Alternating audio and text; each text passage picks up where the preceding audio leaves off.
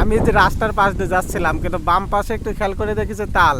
আসলে তাল হচ্ছে মৌসুমি ফল, আর গরমের সময় তালের শ্বাস পছন্দ করে না এরকম ব্যক্তি নাই বললেই চলে।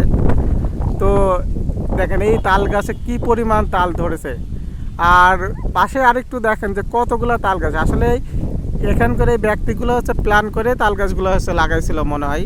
দেখেন প্রচুর মানে তাল গাছ আসলে। আর তালের শ্বাস তো আমার হচ্ছে একটা ফেভারিট খাবার, আর আমার মনে হয় যে আসলে আপনাদেরও পছন্দ হবে এই মানে মানে পছন্দের খাবার একটা তাল গাছ। এই দেখেন প্রচুর তাল।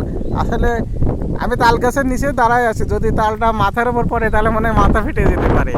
তো আমি একটু সরে যে ভিডিওটা করি। তো এই দেখেন হচ্ছে তাল। আসলেই এই পরিমাণ এত পরিমাণ তাল ধরছে, আসলে খুবই লোভনীয় একটা ফল। তো আপনারা আসলে কমেন্টে বলে যাবেন আসলে এই তালের মানে তাল শ্বাসটা যেটা বলা হয় সেটা কার কার ফেভারেট।